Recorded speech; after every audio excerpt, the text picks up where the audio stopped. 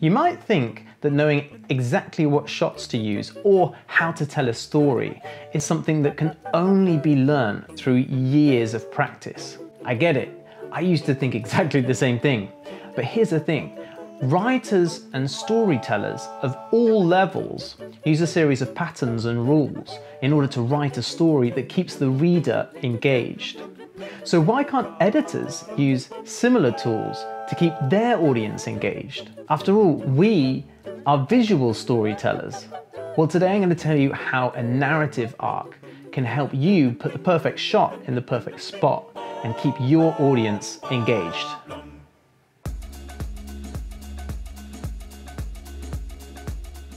What's up guys, it's Shiny, and I'm going to tell you today about a concept called a narrative arc. Now this is a really interesting topic and one that's really going to elevate your editing game, but I'm going to have to go a bit more in depth. So I've split this into two parts. This first part is going to cover what a narrative arc is and how you can use it to get the right footage at the right point on your timeline in order to keep your audience engaged. And then in part two, I'm going to give you everything you need to create your own narrative arc. And then I'm going to give you an example. And the second part isn't going to make any sense whatsoever until you finish this first part. So make sure you watch this video all the way to the end before you jump on to the practical bit. All right, let's get going. Ooh, I'm getting excited now.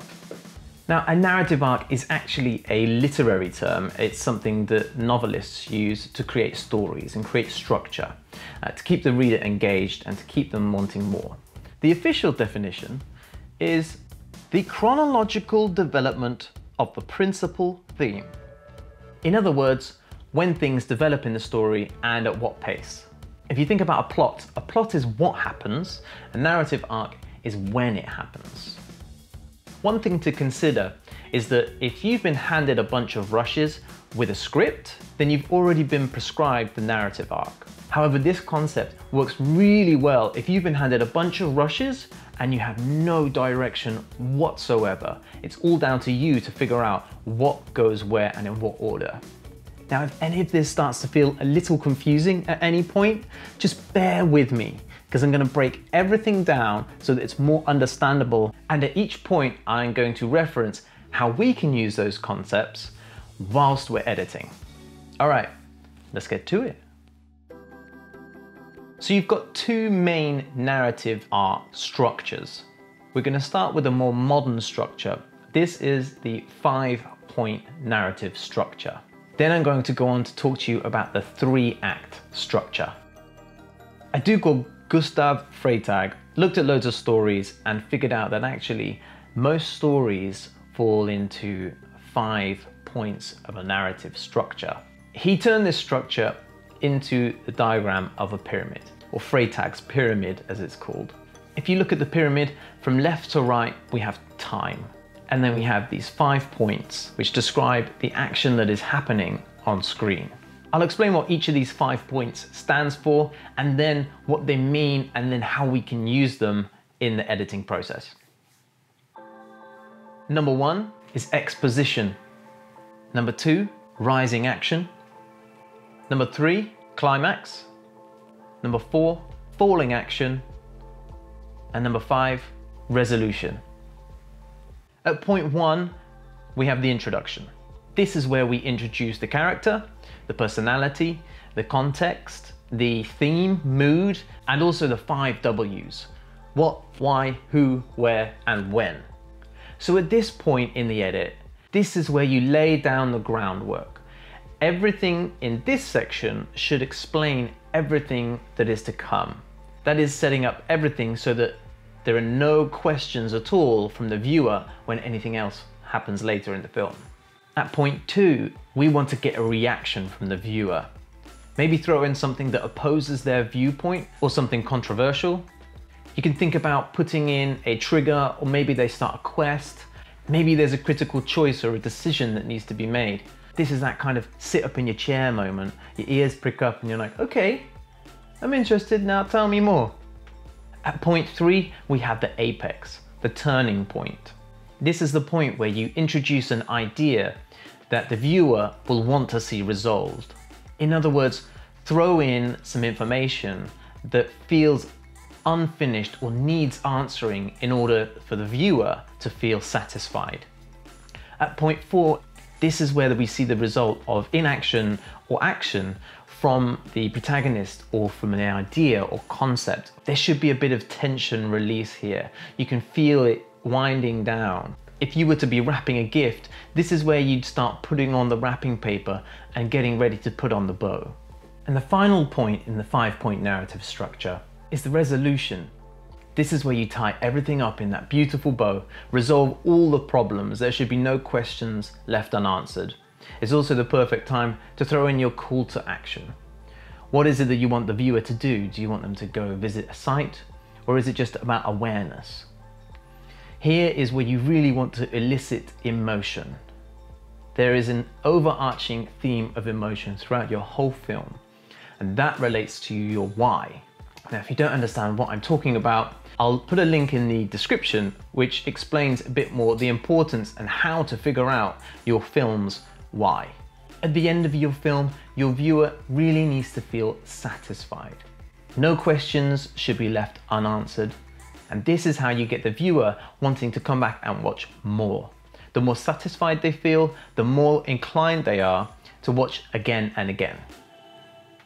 So there you have the 5-point narrative structure.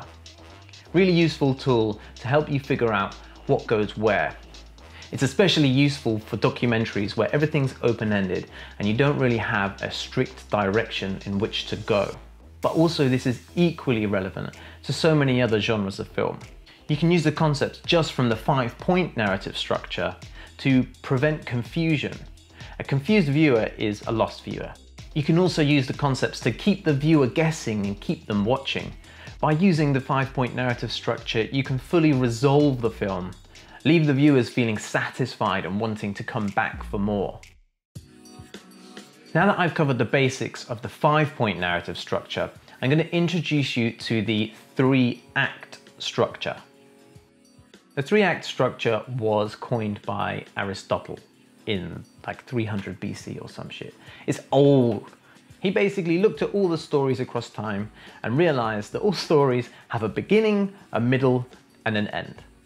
Okay, so thanks genius, what does that mean? Well, the 3-act structure is really useful for dissecting time and at what point do we introduce the 5 points of the narrative arc into our story. Take a look at the line of the 5-point narrative structure.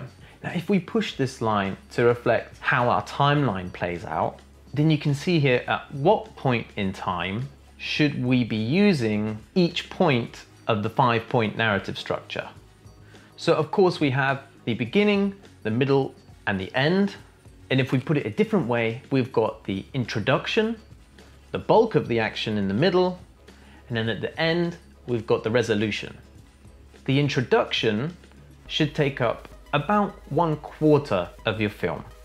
1/4 of the timeline should be dedicated to introducing all of the characters, the scenes, and the 5 W's. What, when, who, why, and where. The main bulk of the action should take up about half of your timeline. And then the resolution, just another 1/4 of your timeline at the end. This immediately gives us a visual representation of what goes where and how long the introduction, the bulk of the action, and the conclusion should be on our timeline. Now, if you look at these points in between the beginning and the middle and the end, these are plot points. A plot point is where we should see change. Now, a change can be anything, but a great change at this point helps keep the viewer interested. It could be a change in pace, a change in tone, a change in question, a change in the thought process of the protagonist, a change in emotion. Whatever the change is, these are the 2 most important points to put it, so that your viewer keeps engaged and keeps guessing as to what's going to happen. Another thing that Aristotle noted was that each scene needs to overlap with the preceding and the following. All of your shot choices should lead from one to the other and have some kind of connection. Nothing should stand alone on its own, otherwise it can be seen as confusing. This ensures that each scene starts and ends with a purpose. You can use this in documentary editing to figure out what dialogue you should be using at the beginning and the end of each scene in order for the story to make sense and really flow.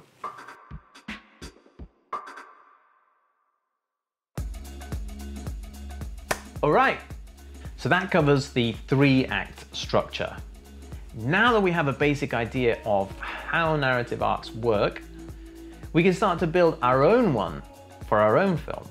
I want to help bring clarity to some of the concepts and theory behind editing to make you a better editor. This is just one subject I touch on in my guide to crafting the best edit possible, which is available to download in the description. Now let's take all of that knowledge over into part 2, where I'm going to tell you how to create your own narrative arc and help you craft the best edit possible. Don't forget to like, subscribe and share, because the more you do, the more of these guides I get to make. And I love making these guides. See you over in part 2.